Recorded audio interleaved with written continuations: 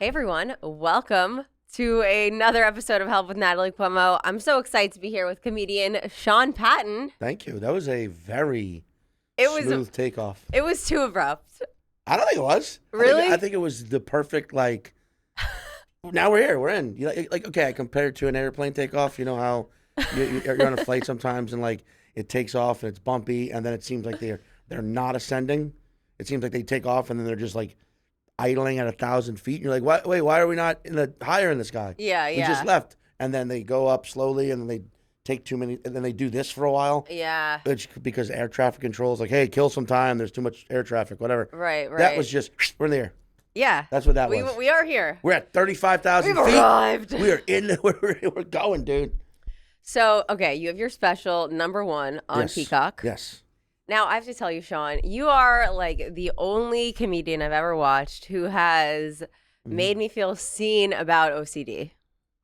Oh, I thought it was about being a woman. Like Larry, like, you understand women in a way no comedian has ever really done. Yeah. No. That too. Is being a woman that different from having a debilitating mental disorder? No, I'm kidding. I'm kidding, fans of that Natalie's. That was a joke. Honestly, none of them are women, so they all love that. Oh yeah, you're right. That's fucking hilarious. Well, then if none of them are women, they hate me immediately. No, They're they like, love why does he get to sit there and talk to her? She doesn't respond to any of my messages. She ain't responding to them chocolate things I sent her. Them chocolate things, I don't know what they are. I ain't gay. I just order them and say, hey, send it to Natalie. I don't know why I imagine all of your fans sound exactly like your fiance. He does sound like that. Man, yeah, he has longshore fisherman like vibes. I will say this, like he has this cousin who like I become close with, and her name is Jacqueline, but his accent's so thick that I thought it was Jacqueline. I called her Jacqueline for an entire year without anyone correcting me. Wait, her name's Jacqueline? Yeah. Like with a qua? Quellen? Jacqueline. But he's just like, his whole family just goes like, Jacqueline. And like a year into our friendship, she's like, you've never said my name right. Damn, that's a good friend. To just be like, by the way, you've been calling me Chandra this whole time? I know. That would be a funny thing to do. Because there's a certain, like to introduce yourself to, like when you make a new group of friends, just tell them your names. Like, oh, my name's Christine. Yeah. And then like a year in, be like, guys, by the way, it's Natalie. Yeah. You've all been saying it wrong. Like, well, you said Christine. What? Like, no, I said Natalie. You all heard Christine. I mean, it really tripped me up. We'll read some tarot cards. Oh, shit, really? Yeah. That's not just decoration? No. Wow. Yeah. Fuck yeah. All right. Yeah, OCD. Yes. OCD. So, okay. You know what? First of all, I do feel like everyone thinks OCD is like your classic washing your hands, being organized, cleaning. Yeah. I absolutely love your jokes where you kind of like set it up in saying like in like the basic tropes of OCD and how you're like, I'm not going to butcher your own jokes for you, obviously. I would like you to do them. Not do the whole special right now. I've never even seen it. Have you not watched it? No, I have. Yeah, obviously. Of course. Okay. I did all the editing notes, and you're like watching it. Yeah, it's every millisecond over and over again, being like, wait, the way I say "and" is that weird? Can we cut around that a little bit? Yeah, exactly. The editor's like, why? It's fine. So, okay, the first question that I have for you, why do you think that these like really well-known tropes of OCD, like food touching, all that stuff, are just like so much more well-known than what I feel like is actually the more common and more debilitating form of OCD, which is like these rituals and intrusive thoughts? I think like it's a classic case of like no one really wants to face the truth of what it is. Yeah. Like I don't know if you remember how it came on for you, but I remember I was, I'd been experiencing the tics and the the like need and the ritualistic sort of like compulsions. Like that was, I can date that back to my earliest memories of being a living thing. Yeah. Like like prepubescent like things I needed to do as a kid. This is kind of fucking this is kind of gross, but whatever.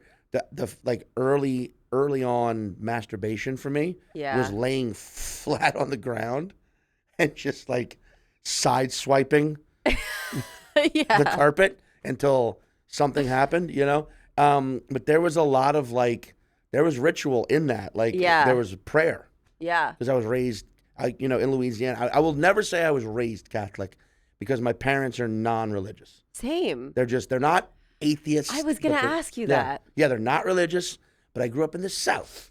And all of the good schools in Louisiana, in New Orleans, the New Orleans metropolitan area specifically, are all Catholic. They all have all the money. They all can hire the better teachers, and they can all indoctrinate you with the fucking bullshit from the get-go. So it was a lot of like, prayer while masturbating. I didn't think anything was wrong with it. Yeah. But it was necessary because it was, like when you're that young and you first start going at yourself, I don't think I could be wrong about this, but I don't think your early masturbatory motivation was sexual. No, I masturbated as a kid a lot, and I never thought it was sexual at all. Right. But I actually got in trouble for masturbating in kindergarten. Yeah, in class. My teacher called my parents, and I never thought so I have like a journal entry that's probably the craziest thing I've ever written in my life. It's from when I was in first grade. Oh. And I'll show it to you in a little bit. Okay. I can show it to you now. The fact that you have it readily. I have it always in my phone because I think it defines me. Because you read it like it's like I'm just like, this is who I am. I mean, I literally felt like every journal I had to write my secrets on the first page, which is a terrible idea. But that's also kind of bold. Yeah. I give you credit there where you're like, you know what? Let's just go right with the darkest shit. Right and from the get-go. I didn't call it masturbating. I called it holding my vagina. Oh. The fact that, all right. So it was more of, for you, it was more of like almost like a what's it, like not an exercise. A caress. Yeah, or like this is a workout. It's a nurture. Remember, ladies, every morning, hold your vagina for 30 seconds, then do a 45-second plank. That's what I'm saying. Like I think like it's not. It wasn't. It sucks that like we do sexualize it obviously when we're older, but.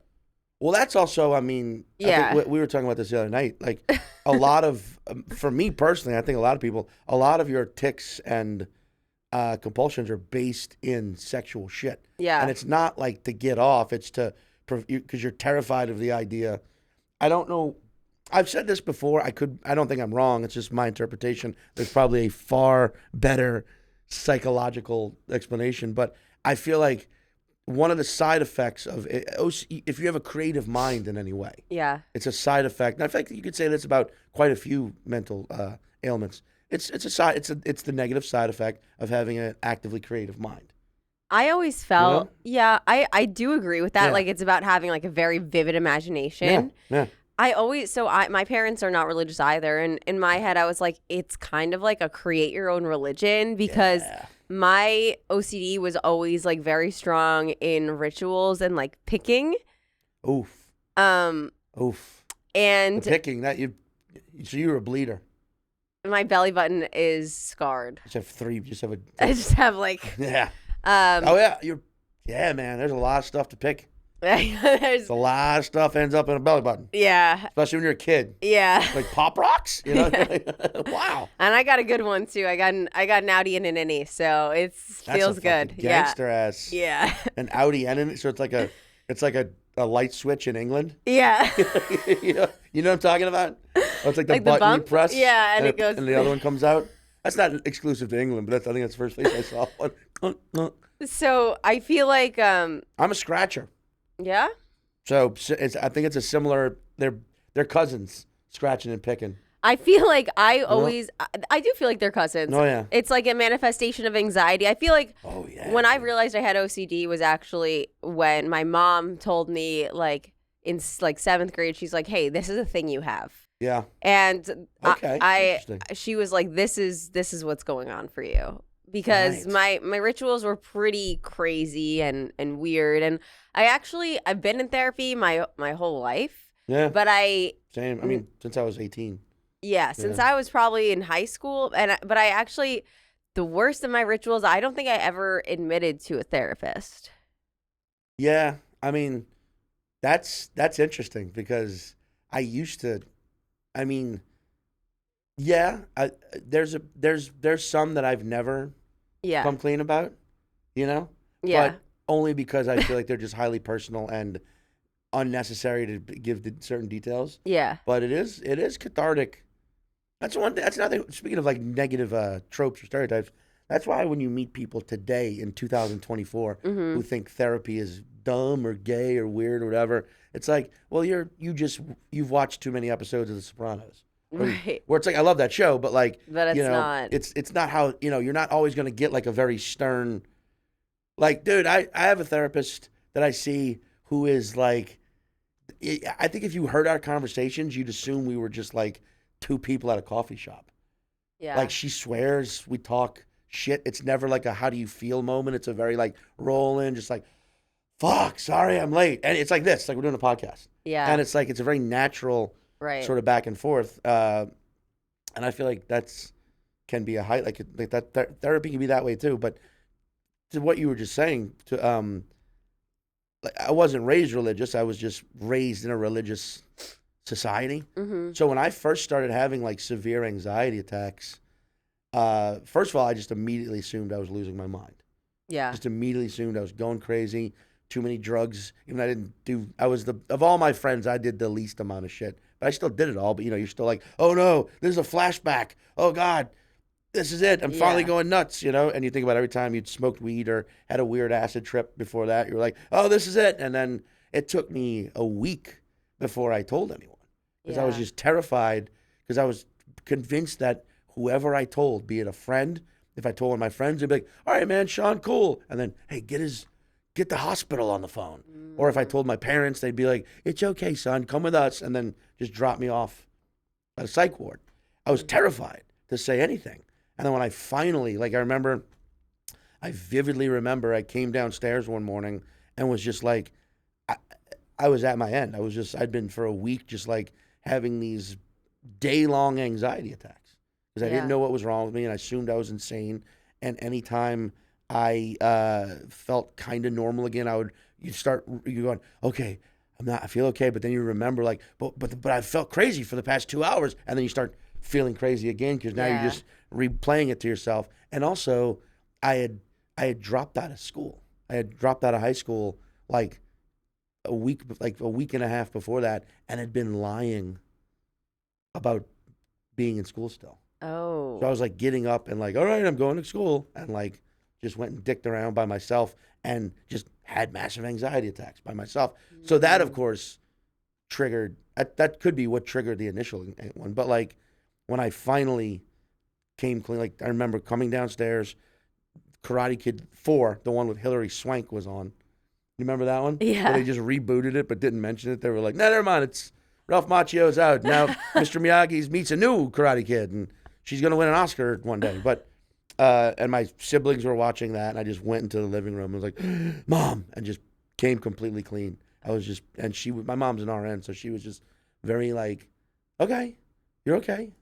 It's an anxiety attack. And she just kind of like Aw. talked me down. I was like, immediately that feeling of like, oh, so I'm not insane. Yeah. So you're not worried because you're in the health care world. You're not worried? Okay, then maybe I shouldn't be worried. But it's still there. It's still the residual shit. And then like 2 days later saw my first therapist and just came clean about everything. And they were like, oh. And then like a week later, they were like, so obsessive compulsive disorder. It was like two Yeah. sessions later. They were like, this is what it is. Pretty cut and dry. Um, and that made it better. But then you still have to like navigate through the fucking world of is this my life now? Right. And that's because I remember even when I was seeing a therapist and those early on. This is a story I don't tell often, but I got really religious for a while, Yeah. even with therapy, because I was so like, I don't know what's going on, and I was raised in this very Catholic part of the world that I just started going to church Mm. and on by myself. And I remember it was like third or fourth weekend, and it had been a rough week, and I was just anxious all the goddamn time and still like knew what was wrong with me, but was still just, had a hard time dealing with it. And I sit through the mass, and as we're leaving, one of the priests is there kind of like saying goodbye to everyone on the way out of the church. Very classic, scene from a mafia movie. Yeah. And I remember there's a few people ahead of me, and the priest is going to her, he's like, "Thank you so much for coming, God bless." And then to the next person, thank you so much for coming, God bless. Thank you so much for coming, God bless. And he gets to me, and then I get up there, I shake his hand, and to me he just goes, "Stay sane, young man." And it was such a like moment where I was like, why would he say that to me? The one thing I've been terrified about for, at that point, months of my life or longer, like, stay sane. The one thing I've been afraid I would no longer be. Like, why would that priest say that to me? And I remember like going out to my car and just sitting in there and just fucking bawling and just having this like wave of relief rush over me and just being like, it was God. God acted through the priest and I'm fine now. And like, that was a good week. That was like a good first, like just good week I'd had in a while. And I was back at church the very next week. Same exact situation, same exact priest. People, there's a few more people in line. It's, thank you, God bless.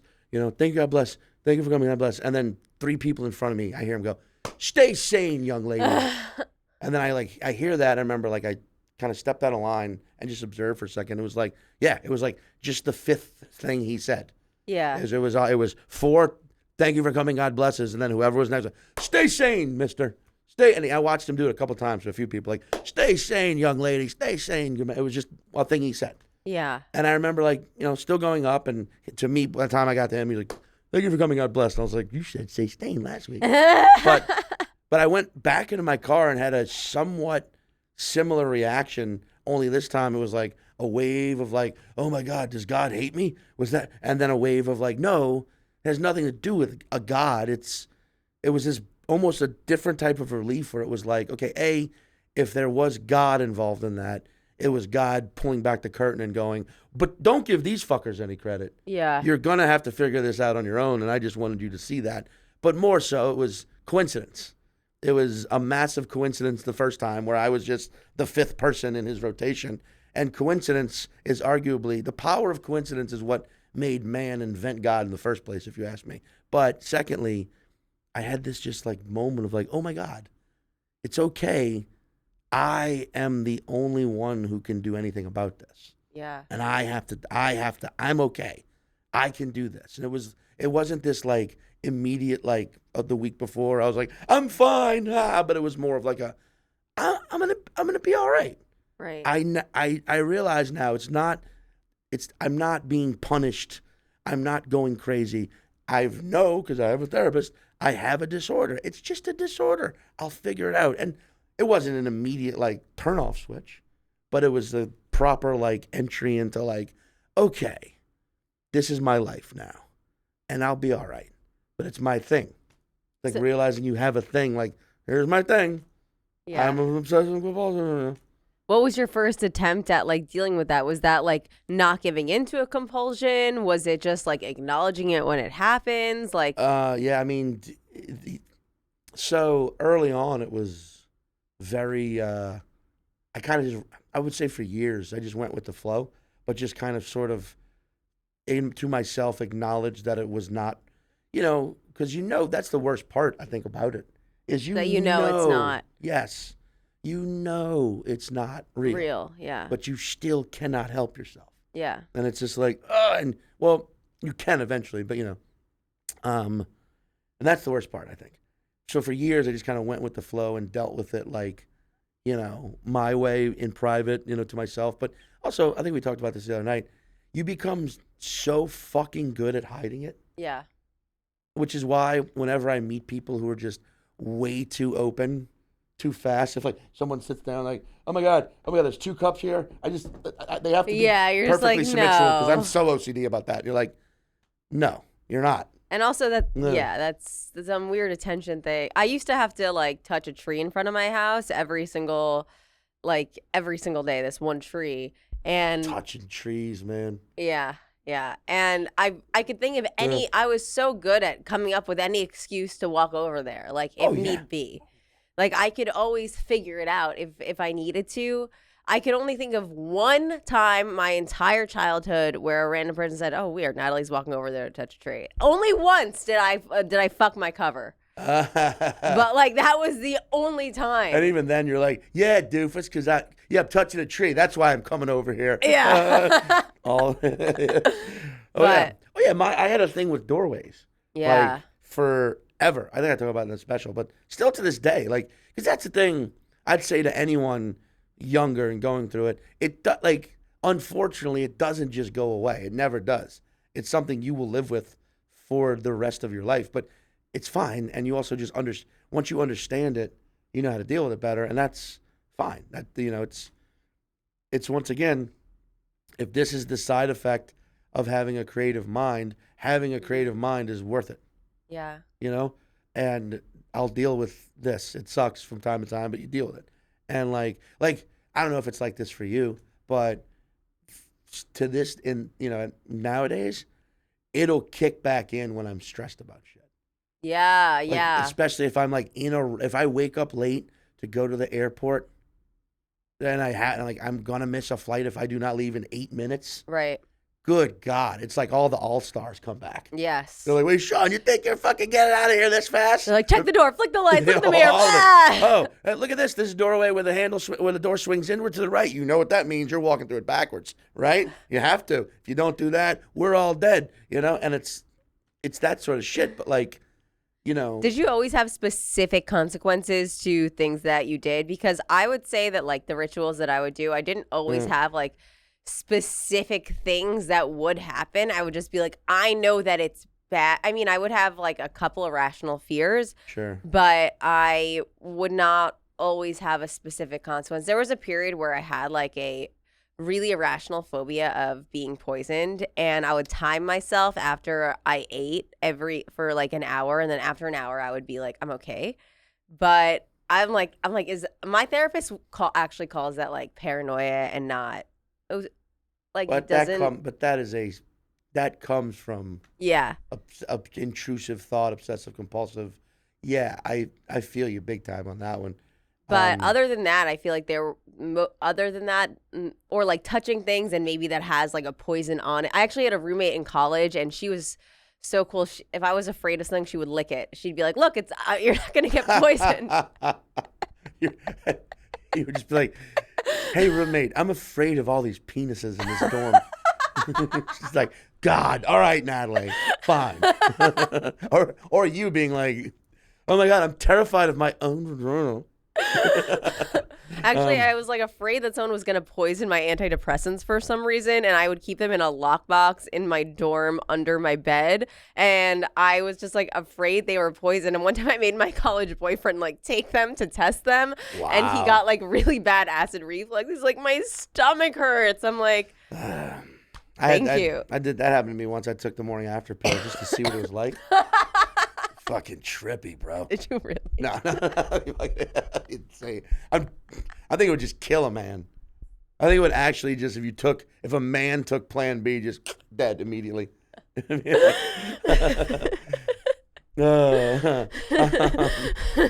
I almost did once, though. Really? Why? It was a long time ago. It was a very nice girl, who I'm still friends. Actually, she must have been nice. Very nice girl. I ran into her I saw her like 2 months ago. Anyway, it was just years ago. You're hanging out, drunk, post-comedy show. Sex happens. Condom broke. Not on birth control. Basically, the next morning it was like, hey, we'll get the pill. And we were walking to go get the pill, and she's like, she had a phone call she had to make. Yeah. So she was like, I'll meet you. We were going to go to eat food, lunch. She's Right. like, I'll meet you there. She's like, I got to take this phone call. I was like, oh, okay. And I thought the plan was for me to get the pill and meet her there. So I stopped at a Duane Reade. And I remember I did not expect it to be like $60. I know. And this was like 2008, 9. And in 2009, I was the brokest I'd ever been in my entire fucking life. Respect that it is still the same price. Okay, that's good. That's good to know. Yeah. Inflation. No inflation. Yes. No, the inflation doesn't show. Yes. But I went and I bought the pill and was like, fuck. And I got to the lunch where we're meeting, and then she shows up, and I'm like, oh, by the way, and she's like, no, she went and got one too. She went to she just got on her phone call, and I guess went to a different. We never really talked about that actually, but just we both had. Yeah. I was like, oh shit, and I was like, you can't really return this. So the idea was, I was like, we'll just hang on to it for the next time, haha.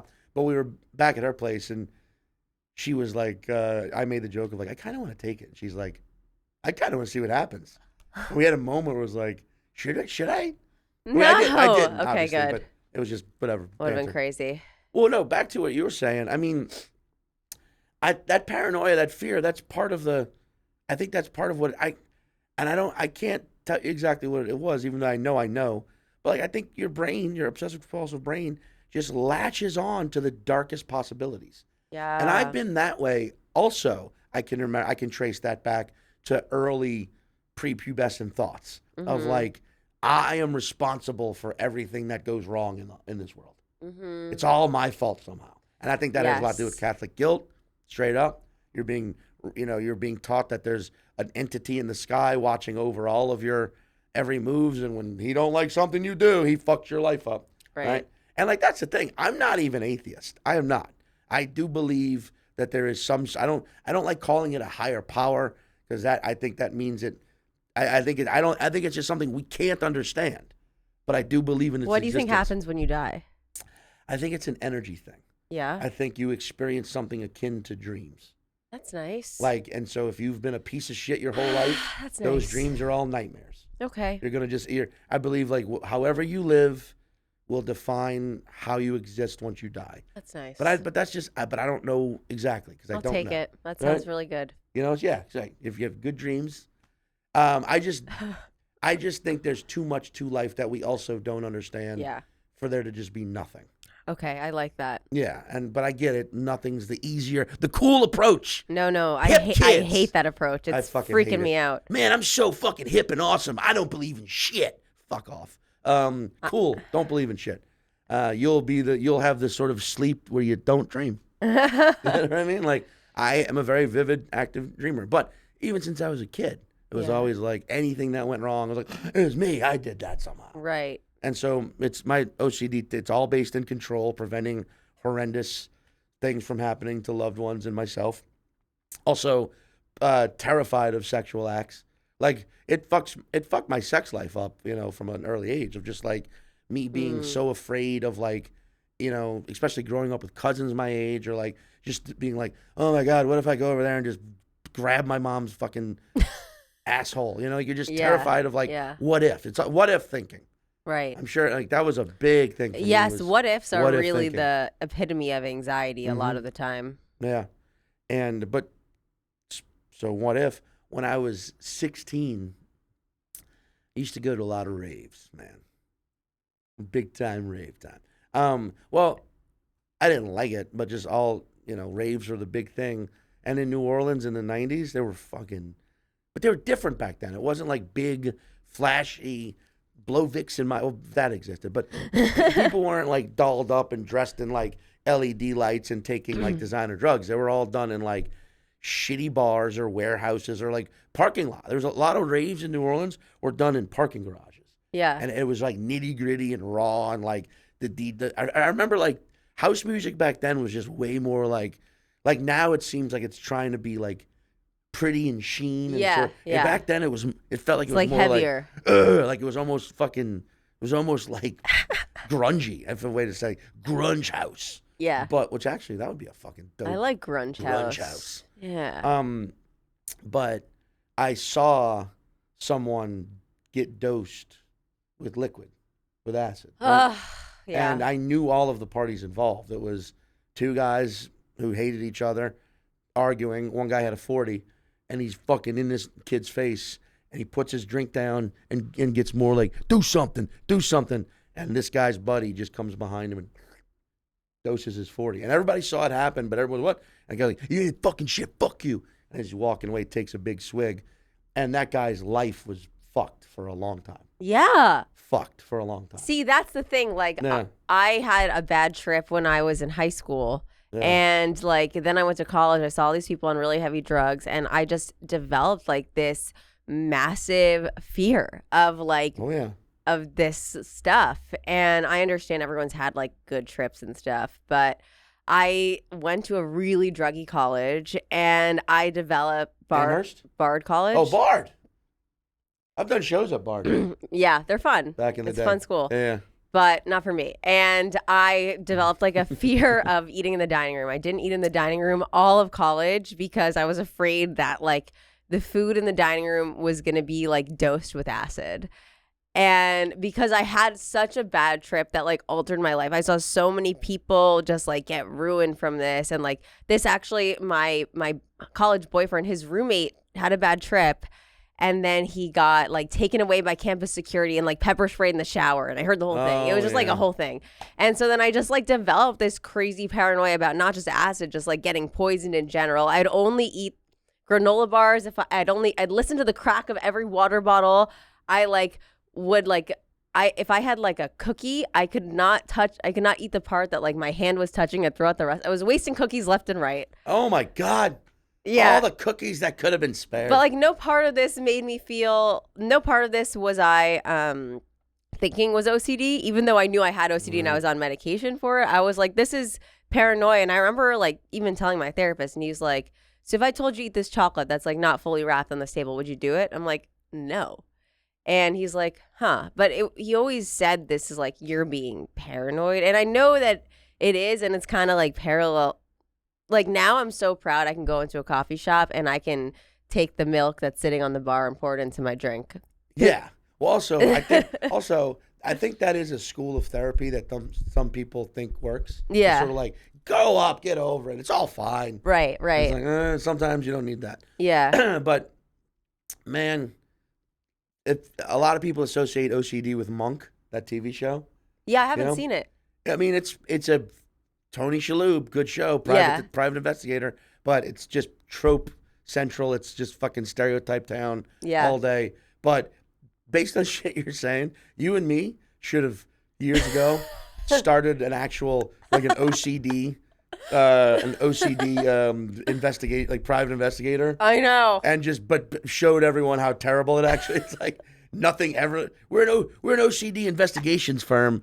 We'll investigate. Yeah, bring your small petty crimes to us. We won't solve them. We'll be too busy driving ourselves insane with tics and compulsions based around the investigation. Yeah, because that was I still have issue. Like in LA, you go to a taco. There's a place in LA called Big Fish Taco in Los Feliz that does a comedy show, and delicious tacos, but they have an open salsa bar. I can't fucking go anywhere near that shit. Yeah. And like I'm with you on this. Like I don't trust people to have access to my food. Well, The thing is, except for the people cooking it, and then you like remember that. You're like, there's strangers back there making it for me. The thing is, I don't drink anymore. But when I did drink, I would get drunk so quickly because I didn't want my drink to be open. So I would chug my drink because I didn't want it to like have access to the world. So I would just like chug it in like 2 seconds and put it down, or I'd go to the bathroom and drink it.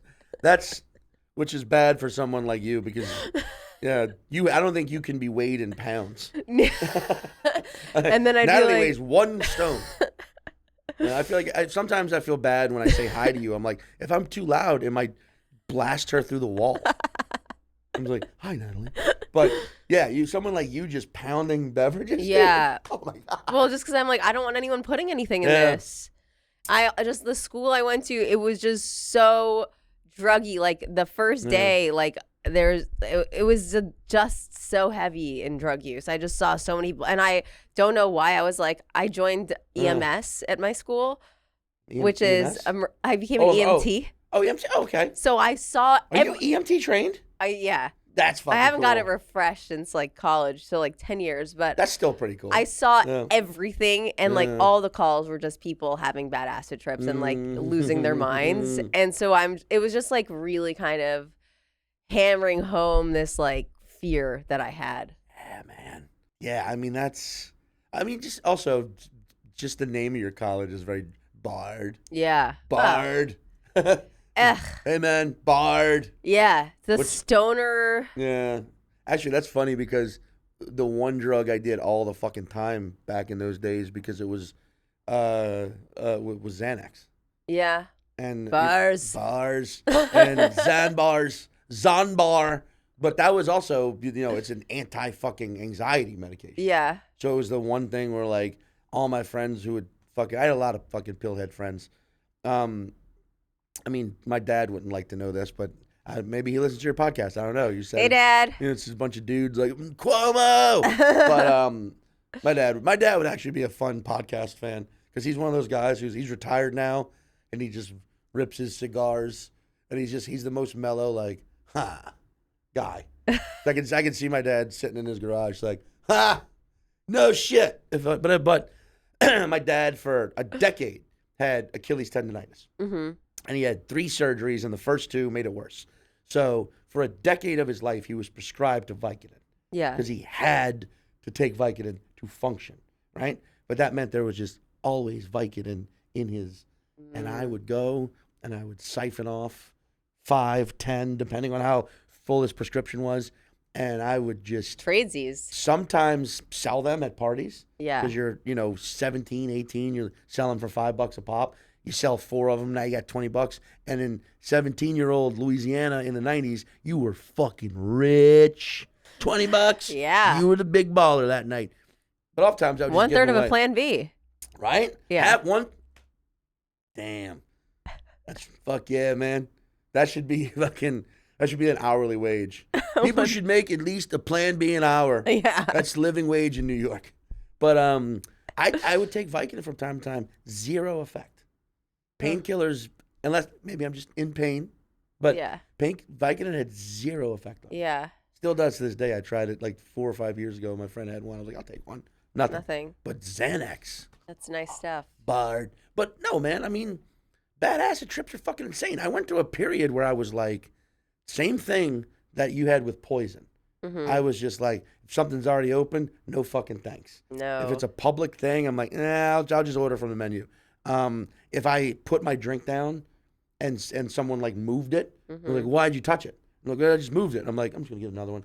I still to this day occasionally, if you hang out with me, you'll catch me going to the bathroom with my drink. Always.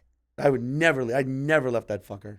At a comedy club, I'll open a water bottle, and then like if I don't finish it all in one chug or whatever, then I'm not going back to that water bottle. And like, who knows if that was mine?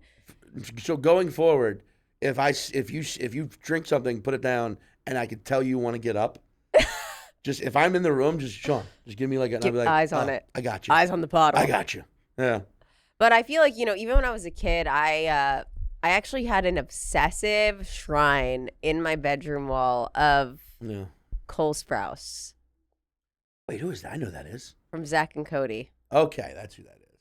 Yeah. I have 2 younger sisters. Really? So they all that like late like that teen throb Nickelodeon. Was it Nickelodeon?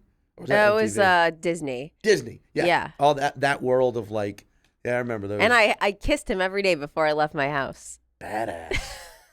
Does he know that? You think he listens to the podcast? No. I bet he listens. No way. What would you do if I was just like, by the way, special guest? I'd be like, I know your favorite cereal and middle name. Finally, someone. He's all chubby and just whacked out of his skull on fucking barbiturates. What's up? Who's Natalie Cuomo? Are you governor? I have no clue. He might be in perfect shape and doing well. I don't know. Did you ever take medication for OCD?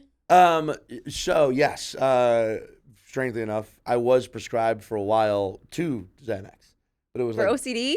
Well, because to temper the anxiety. Ugh, that's not fair. That's what you got. I didn't like it. I didn't like it. That's not a daily med. I mean, like I would be like partying and taking it was fine, but after a while, it was like I don't like being like, because when you're on a daily dosage of Xanax, yeah, you're just sort of like, you feel like I'm not freaking out right now, but I'm also just I feel like I'm at 80% all the time.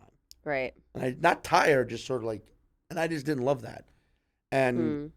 I've had a few different therapists in my life, and one of them suggested like you should try if you want to, let's do it no meds. And I saw that therapist after about 2 years I kind of stopped because I went through that second wave where, I was 18 when it really came on strong. By the time I was 21, I was just like, I'm fine. And I stopped Yeah. seeing a therapist. And then I was a fucking loser for a while, and it was that year, that 21 turning 22, before I turned 22, was just a bad year. I was just a fucking working at a restaurant 60 hours a week, no life, no social life really, except for when I'd get off, I'd go fucking just drink away my paycheck, chain smoking, just it was a rough year.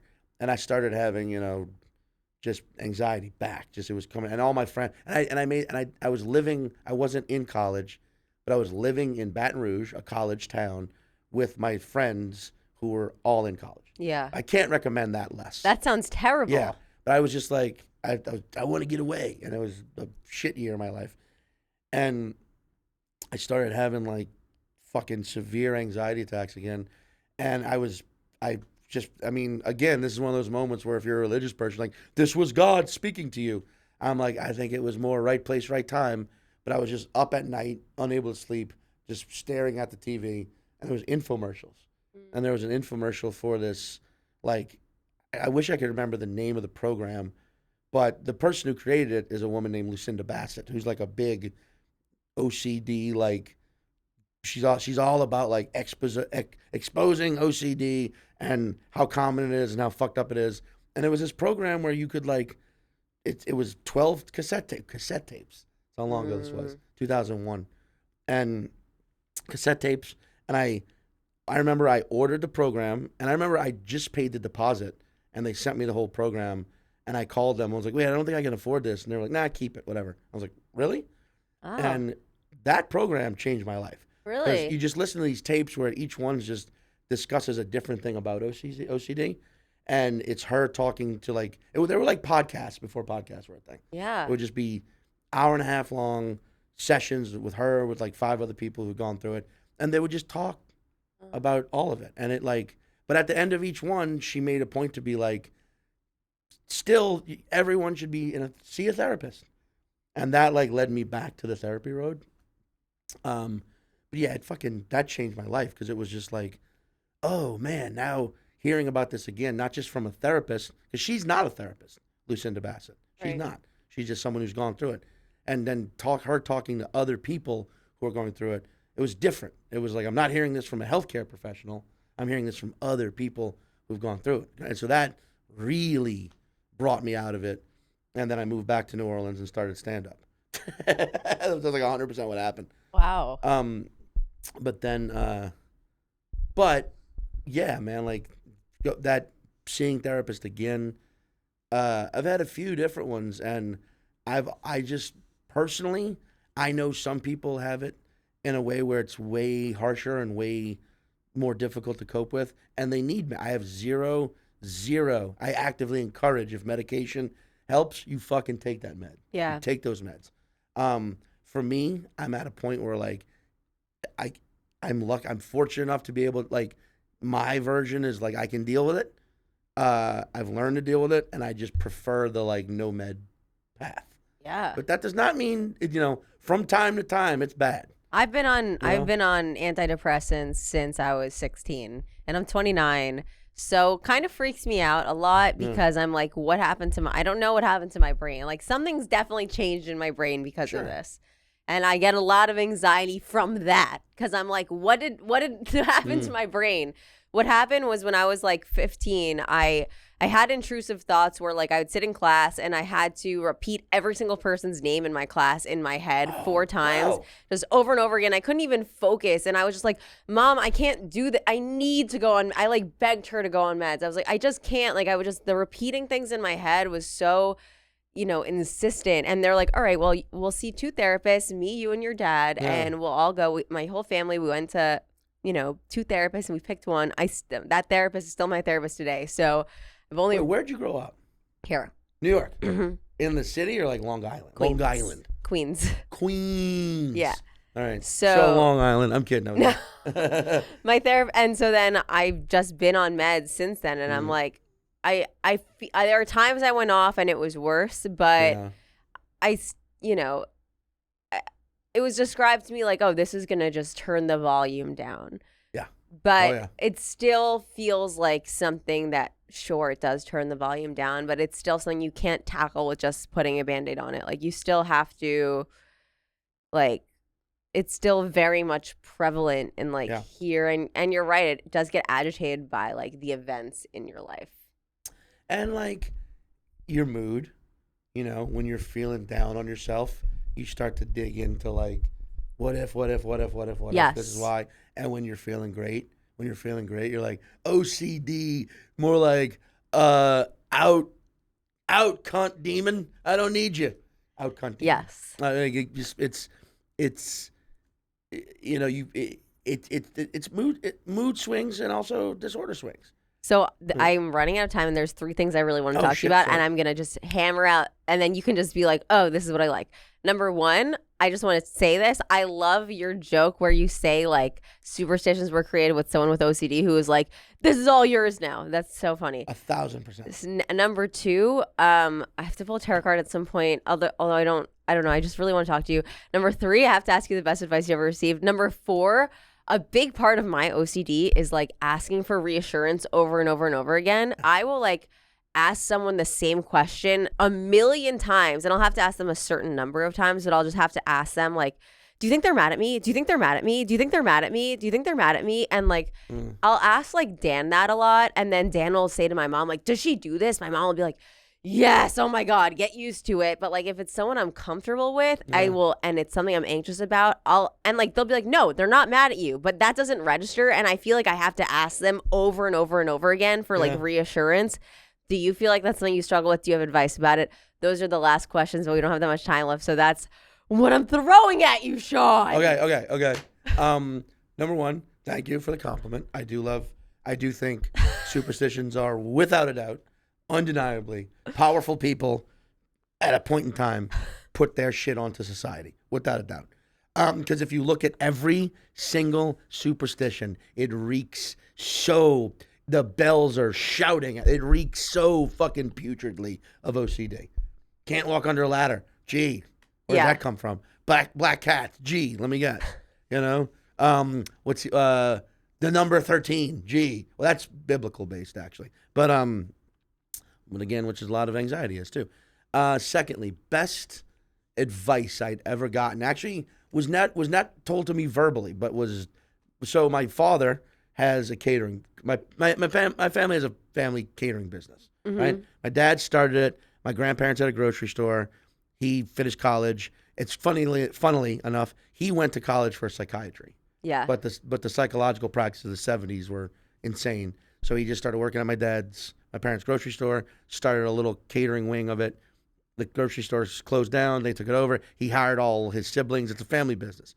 But at some point in the 80s, when they were a small ass catering company, he gets a call from someone, a friend of a friend, who's like panicking because they have a wedding like 2 days later, and the caterer that they hired had just pulled out. Had like something had gone wrong with, they were fucked. They needed it, and it was a large enough of an event where it was like impossible. But at the same time, the person like needed the shit. So my dad like rallied the troops, called in my uncle, and said, like, got people in there to work last minute. Because it's a wedding. It's a lot. There's a lot going in. If you've ever worked for a catering company, like there's so many details. Yeah. And so food and how much and how many guests and etc. But he fucking brought it all. They brought it all together and went, catered this wedding. And one of the guests at this wedding was like the director of food and beverage for the PGA tournament that was new to New Orleans and was starting off that year. And my dad's company got the contract for it based on that wedding event because the guy was so impressed with the food and the presentation and the job they had done, and then found out they did it in like 48 hours or something like that with so little prep. So he was like, wait a second. So he gave them this contract, which basically catapulted them to the next level. Okay. And like, they still cater that event, something now almost 40 years later, this PGA event. And it's like, put all my siblings and cousins through college type of shit. And it's like this huge thing for them. And it was the advice was, regardless of the situation, do your best. And it's like, something. I'm getting emotional. Wow. It's something I like live by. You know, it's like hardcore. I live by it because like there's so many opportunities in this life to not do your best and to be like, fuck this.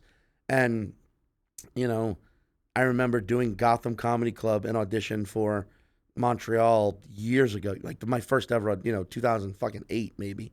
And it was a garbage show. There was 18 people in the audience. Half of them barely spoke English. And I watched every comic before me go up and just be like, whatever, and just phone it in. And I remember being like, because the ego, because they were like, everyone was going to bomb. No one was going to have a good set that night, but everyone was going to bomb. But instead of just accepting it, everyone was just like, fuck it. I'm better than this. And I was just like, what the fuck is everyone doing? Like, fuck that. And I went up and just performed like it was the best set of my life. And that got me the festival. So it's like, I can give you a dozen examples like that of just like, put your best foot forward all the fucking time, no matter what, no matter how dire it seems, no matter how useless and garbage the scenario feels like, just do it and your life will be better for it. That's great advice. And then the third thing you said was, do I have to ask for, I mean, I've got, believe you me, I've got repetitive tics all fucking day long. Saying goodbye to someone is hard for me. Like I always kiss my mom like in a specific pattern. Yeah, right? Like a constellation. Like two on each side. Mm-hmm. Remember that, Ms. Cuomo, when you're telling Dan, God, Natalie's so annoying. She's keeping you alive with the kisses. Yes. Yeah? I like that they can bond over it, though. I feel better. I'm like, all right, you guys both struggle about me. I'm your OCD. Yeah. But there's this thing where it's like you can hear someone say like, no, they're not mad at you. Like, no, you're not this. But it doesn't register when you're in this like zone. Do you have advice for that or experience with that? Yes. I mean, that's a tricky one because it's like that one is all about self-confidence, really. Is like, this is a hard thing that I still deal with from time to time, but like I can't recommend it enough. It's like at a certain point in your life, you have to just know you're doing the right thing. You have to know you're good at what you do. You have to know that what you're saying, what you're doing, you have to be your biggest supporter. And you have to be, at a certain point in your life, the only voice you truly listen to, even when people are telling you good shit. And that is hard, even when you are 100% right and 100% good and 100% like, in the amount of times I've like gotten off stage and know that I did great, but I'm still just like, why isn't anybody saying to me that they thought that was good? Yeah. And you're like, no, let that go because they saw what you just did and think he knows. Yeah. You know? And the amount of times I've gotten off stage and didn't do well, but knew I was right. I was like, what I said was good. Yeah. They just didn't. They just couldn't hear it. So I got to say it's a simpler, just like you got to trust yourself. Your condition is going to tell you no. The tics and the repulsion, the repetitiveness, and that's all going to be like, no, you got to ask 5 more times so that it's an even 7, which is not even. It's an odd number, but it's a prime number, only divisible by 1 in itself. But if you know, the core I think to living with OCD is it's not real, but it's a disorder and you have it. So just be okay when your tics don't land perfectly. Be okay with that. But also don't scold yourself for having this shit. You didn't ask for it. You have it. We all have a thing. And this is your thing. Isn't that cool? You know your thing. Hey. At least you know your thing. That's you know valid. What I mean? Like, I'm not saying it's the fucking, great, life's perfect now, but you know your thing. Yeah. Like, you know your sport. You suck at javelin, so do a long jump instead. Because your OCD would make you go, how long is this javelin? How far is it going to fly? Wait, I have to. When I throw it, it has to be an odd number of feet when it lands. If it lands at an even number, Jesus Christ, nuclear war tomorrow. Oh God, I got to throw it 5 more times than that. No, just do the long jump. Yeah. Also, equally is interesting to watch. Equally, that's a word. Equally. Thank you, Sean. Thank you, Natalie. All right, we're gonna pull a quick tarot card. Yes. All right. Speaking of OCD. Usually I pull 3. We're gonna pull 1. All right. We're a little pressed for time. My fault. No, my fault. No, No, mine. Okay. Sorry. Okay, ours. Yeah. We're sharing the fault. Our fault. Do you want to shuffle the cards? Should I? Is that what I'm? Yes. Should I? Yes, you should. You should. There's tarot card readers all over New Orleans. Oh, really? And, oh God. Oh, they don't let you touch them. No, because they're just let drunks touch their fucking. Yeah, they'll run away with them. Or just like or just street urchin. There's a thing in New Orleans, not a thing, it's a person, but they're called gutter punks. Yeah. And they're basically like homeless by choice type people. Okay. So there are people who'll be like, they got like 3 of them, and there's a dog, and they're playing guitar, and they're like, hey man, can I get some money? I want to get fucked up. You know, they're just that guy. And if you don't respond, just go, no thanks. You're like, whatever, you fucking bitch, you pussy. You know, and you're like, all right, thanks for being here. They're everywhere in New Orleans. But yes, some of them, you could tell tarot card readers are like, keep these fuckers away from my tarot. and my psychic friend over there, leave her alone. Yes. But I've never met a male psychic. Huh. Because we don't know it, because we're too, like, whatever. You're just like, sports are better. A male psychic would be someone who can tell you what happened in the past. All right, judgment. Whoa, dude. Judgment. Does that mean for me or on others? Well, let's read from the book. See what it has to say for us. Judgment. Thank you so much for coming in, Sean. I could talk to you forever. Thank you. I'm sad that the episode is over. That's all right. I could talk forever to you. Or listen. I enjoy your special. Everyone should check it out. It's #1 on Peacock. Thank you. Great name, too. Okay. The word judgment conjures up fear and guilt in many people. Something we spoke of. No. This card, however, concerns itself with another aspect of this word, seeking the truth. No more blaming yourself, no more excuses. Now is the time for forgiveness and personal freedom. This card asks you to rise up and let pettiness and fear fall below you. Expand your wings and be reborn. What a relief it will be. That is fucking crazy that's the card that you just handed me. Yeah? That's a big, like, thing I've been trying to be more like, stop beating yourself up. Yeah. Stop getting fucking angry. I mean, social media doesn't allow you to do that. I know. I was just texting my friend about it today. No, I thought you were gonna like totally name drop. You were gonna be like, I know. I was just texting, and then I was just texting Chris Rock about that this morning. But no, like, yeah, it's like I've lately been like, you get down on yourself for shit and like, why am I not? Why is this not? Why? And you beat yourself up and like, I'm such a fat loser, and then you fucking hate yourself. I'm like, my goal, and it's not like New Year's resolution. This has been like the past year of my life of like, don't do that. Yeah. Even when you feel it the most, let it go. Grow your wings, be reborn. Yes. Judgment, the card. It's pretty cool. Yeah. What's that number above it? 10? Right? XX? Is that 10? That's 20. 20. That's a good number. Yeah. Ed Reed, baby. What's your number, by the way? 7. That's my like core. That's Really? my numerology number. What about you? I like the number 4 a lot. Do you know your core number thing? No. Okay. Are you comfortable saying your birthday? Yeah. So 12/17. So December 17th. Yeah, 1994. 94. So you add up 12 All right. plus 17 is 29. Okay, do I need a calculator for the rest, or No, you got this? Plus 94 plus 29 is 123, right? Okay. Add 1, so that's 1, 2, 3. Now condense that into one number. 3, 5, 6. That's your core number. Oh, wonder what 6. that means. It's a number. I don't think it means much. I think it's just like. I bet it means a lot. Or it means I think it's all up for your interpretation. Wow, and you're 7? I'm a 7. Wow. I also love 11. I also love. You like prime numbers? I love prime numbers. I also love 27. I also love. Really? Yeah. I also love 73. I got reasons. 73. Now you're getting really crazy. Number. Yeah. I like. You know what else? I like 97. That's the last prime number before you get to 100. Wow. I can't believe you know all these prime numbers. What about 21? That's not prime. Number. That's not prime numbers are 2, 3, 5, 7, 11, 13, 17, 19, 23, 29, 31, 37, 41, 43, 47, 53, 59, 61, 67, 71, 73, 79, 83, 89, 97. I have a hard time believing that you weren't in college when your friends were. No.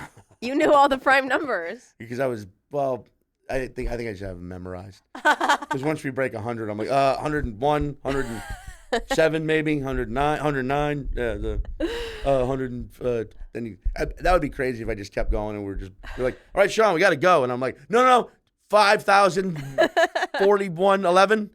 5,041.11. There you go. It's a good one. All right, Sean, thank you so much for being here. Where can people find you? Look on Mr. Sean Patton on Instagram. That's the only social media one I fucking actively engage with. So do that. My website, meseanpatton.com. I don't know when this is gonna come out. Maybe a month or two. Okay, so I'm not touring again until May. So, but in a month, by the time this comes out, there'll be some dates up. But my dates are up there. Follow me. Come see shows. I guarantee you will not be bored. You're gonna love it. Yeah. You know what line I loved? Well, I can't stop. I gotta stop quoting you. You can say it.